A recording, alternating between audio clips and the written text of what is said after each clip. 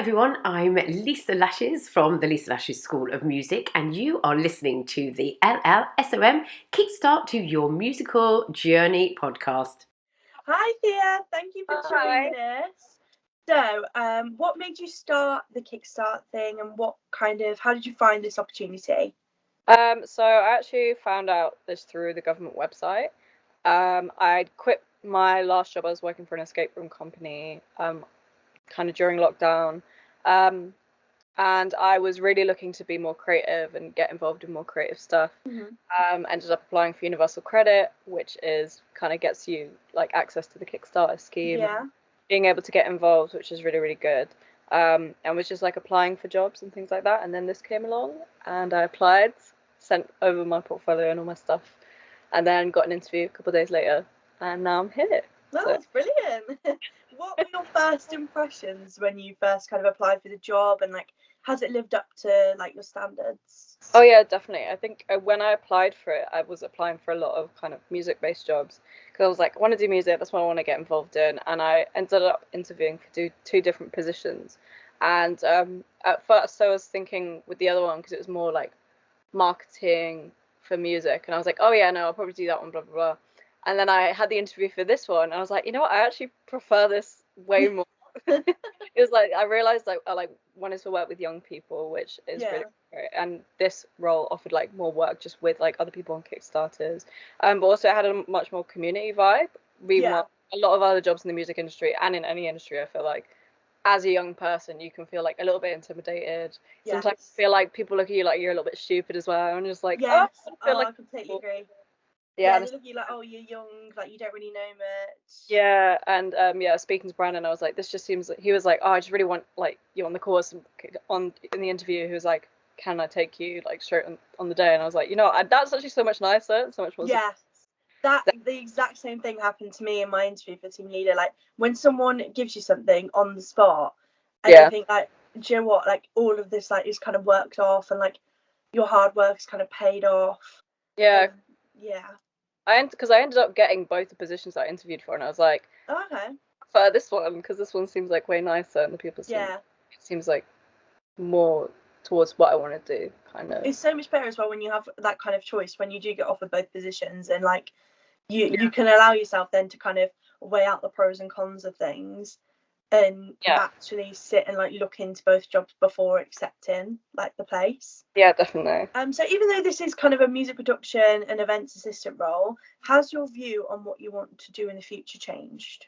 Yeah, definitely. I think I've realized I really like working just again like within a community of people, and I think that's something that's, even though the music industry is based on working with loads of people, at the same time the idea of like community-based music and all that stuff I still think is quite a new idea, and outside of like just being super professional all the time. I really like working within communities and working with young people and working with just like connecting with communities and making it better or like a little bit more accessible to people, because music is still like, I think it's so difficult to get into, especially if like you're working class or if you're 100%. Or if like, you know, just anything that gives you any disadvantage, it's still kind of like a rich man's world. So it's definitely like something I want to get into more, working with the community music. Brilliant. So are you looking forward to any events that are happening in the future? I'm working with the Nighttime Industries Association. We're going to be doing, I think, fundraising for the Save Our Scene, which is really, really cool project. I think it started at the beginning of lockdown to help people who are working in nightlife not kind of go completely bankrupt or like nightlife companies shutting down. And it was really cool because I went to a lot of like Save Our Scene fundraisers and stuff, online fundraisers during lockdown, so it was really nice to actually be involved with Save Our Scene now lockdown is over as well. Oh, that's brilliant. So onto music production, kind of what got you into music production, like where did it all begin? So I don't know, I've been writing songs ever since I was a kid. I used to be like a busker when I was a kid. I used to raise money for Parkinson's busking. For my granddad, but also because I wanted to go to summer camp. So I do like 50% would go to Parkinson's, and then the other 50% would go to summer camp because my mum would not pay for me to go to summer camp. So I kind of like started writing songs then, but I'd always been singing and stuff. And then I'd, like steal my mum's laptop, my dad's little like crappy old MacBook, and like make music on there and try and make these like awful beats. And it just kind of went from there. until I got older and I started wanting to like make music, and produce music, and still kind of mostly doing it on GarageBand and stuff like that. But I also, if I can get my hands on using other equipment, I do. But yeah, no, I'd say like I'm definitely still, in terms of production, it's not like my strongest suit, but I definitely love producing and I want to learn more about producing. Okay. Has COVID like restricted anything within the music production side of things for you? Yeah, definitely. I think because it's not only because you can't go out and connect with people, and like from my point of view as a vocalist primarily, the big part of producing music is going to meet other producers and learning from them, or to go to studios and things like that. But it also taught us to kind of do things differently, and it's forced you to be like, you know what, do it yourself. Yeah, definitely. I 100% agree with that. Yeah, but it's also hard because I guess you can't work in the same way, and you can't earn money in the same way. To maybe like if you wanted to purchase a DAW, you need to like work a lot. It's like £300 a DAW, or if you want to buy like a cool MIDI keyboard or like buy equipment, you need to go out to work. And obviously for creatives, going out to work has not been like the easiest thing. No, yeah, I definitely know about that. It's especially when you're in a career that's like something that's so hard to get into, because loads of people have that dream of like getting into music, or like from my instance it'd be like getting into musical theatre. It's so hard to get into a world that's so small and so specific. Yeah, there's all hoops as well. Yeah, it's like, and when it's your passion and you like literally working so hard for it, it's all you want. Yeah, it makes it even more like hard when you don't get the results and you're like, oh. Yeah, and there's nothing you can do either because you're just like sat at home, just like, right. Exactly. It's the same way it's forced us to connect with people in different ways. Like normally I would just connect with people in London, but it's forced me to like connect with people all over the world instead. Yeah. Online and things like that. So that's been cool. So I guess it's like swings and roundabouts, however you want to look at it. I've got a random question for you. Get me. What is your go-to karaoke song? Amy Winehouse, Valerie. Classic. That is such a classic. It's so good though. You've never like gone to a karaoke night and heard someone sing Valerie and not everyone like literally the whole crowd is going wild. There'll be 3 people in there and everyone's like losing it. Everyone knows it. What is your favourite type of music to produce? So I've done a lot of indie music, or like kind of, I did a lot of R&B. I like kind of grew up listening to like R&B, garage, like UK, hip hop. Well, not UK hip hop, but I don't know if that is like a genre. Probably is a genre. Like hip hop. So I did a lot of like R&B, hip hop, and then kind of got into, when I was like a teenager, got into artists like Billie Eilish, and I was like, oh, I want to make like pop R&B, but make it different, and then try and do that. But now I really like as well, trying to incorporate that with more kind of indie, fun, bandy music, but also like I'm a drum bass DJ and a techno DJ, so I'm trying to go into that, but I feel like technically that's a lot more difficult. At least some people it's the complete opposite. For me, I think making dance music can be quite tricky. Yeah. I want to learn. Especially when you've got such like a niche in something.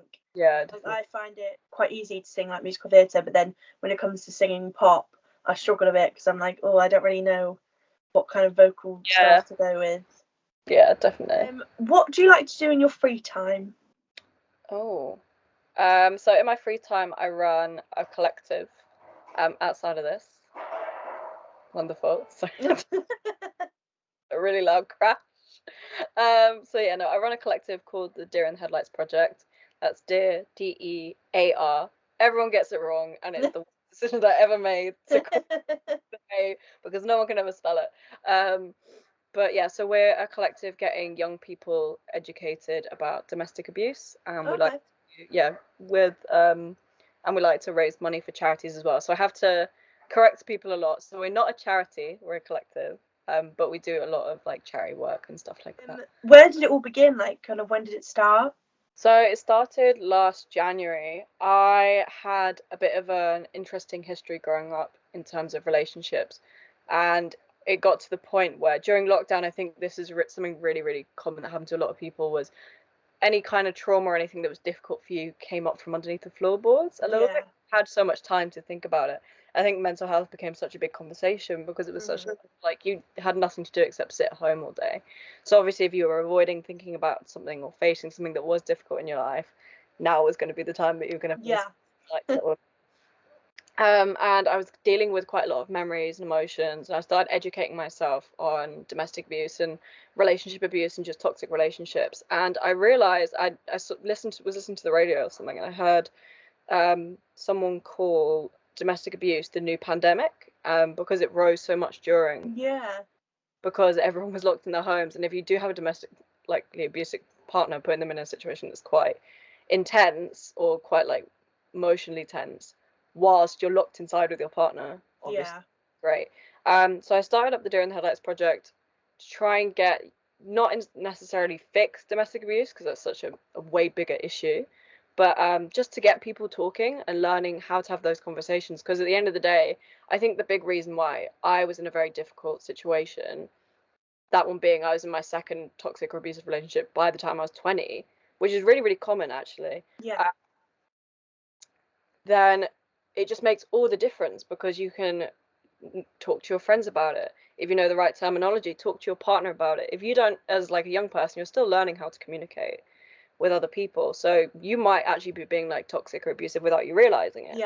And learning how to communicate with your partner and learning how to get help for your friends or for yourself if you need it, if you're in a difficult situation, and just kind of starting that conversation over creating a solution to the problem, because it's so good than just saying we just need to get rid of all abusers, because there's so much more to it than just like you know. I think it's so good that as well that it's coming from yourself being a young person, because when it comes from like older people speaking as like 20, like mid-20-year-old, like you don't want to listen to an older person because you're like, oh, what do you know? Like when it's coming from someone your age or your age range, and it's so much more like, oh God, like I need to listen to this, and like I'd be so much better if I kind of knew what was going on and how to deal with things, how to talk to people in the right way.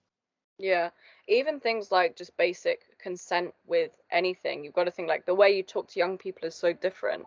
I saw a really good podcast with a DJ called Kiwi, and he was talking about consent, and he said, well, when you're talking to a kid about it, you wouldn't talk about it in like certain contexts. You maybe say like, oh, if someone's like, everyone's been in a situation where as a kid you've been tickled and you didn't want to be tickled. Right? Same thing, was like starting a conversation in a different way and starting in a way that's not scary.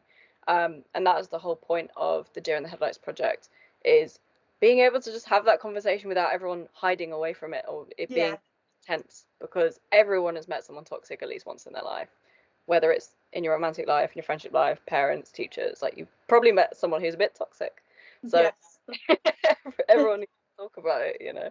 What are ways that someone can go and support your project, your collective?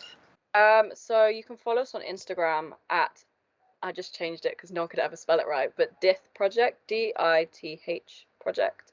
On Instagram, that's the easiest way, or you can email us at deerintheheadlightsproject.co.uk. So you can either get involved. We put on charity events. We had a charity event as a live stream in May. We were able to raise £1,000 for this charity called We Rescue Kids. That was really cool. They give therapy to kids who've been through domestic abuse in the past, or sexual abuse or sex trafficking. That gives them free therapy, so we're able to give a kid 5 months therapy, so that was cool. Oh, that's lovely. That's brilliant. We also put on like live band nights. We're planning on doing some kind of fundraisers for us, to be able to fund our projects to help get out there, so be able to put on charity events. I've just realized it's all been coming out of my pocket recently, which is very and I don't now I'm on universal credit, so I can't afford get a van and things like that to, you know, just move equipment around, and nothing, we're not taking any profit from it. It's just to kind of keep things moving. Or just if you want to make some Instagram posts, I always need people making Instagram posts or getting the word out there. If there's anything you think you can do creatively, just drop me a message, and we've got at least like 25 people who have all been involved in the project. You can join and leave whenever's best for you. So just drop us a message or send me an email. It can be as anonymous as you like as well, because obviously it's a very delicate topic. But brilliant. Is there any like videos you want to share with us? Yeah, so I've got a couple of videos that I made last January, February, just talking about how I felt when I started. And if you look at our Instagram, you can see kind of how we've grown from that and how we've changed from that. So I thought it'd be interesting to have a look at. Brill. Thank you so much for sharing that with us. Is there any final words that you would like to say? I don't know. I'd say like firstly, if you want to get involved, get involved. But also I'd say the biggest thing that I've learned in the last year, and even from starting this project, that is if you want to do something, like just give it a go, because I spent so many years being so terrified of just starting things up. And if anything this year showed me is there's no harm in trying, and if it doesn't work out, then that's okay. But if it does work out, then you'll never look back. So just give it a go. Brilliant. Thank you so much for joining us, Thea. All right, no worries. Thank you so much. Thank you. Bye.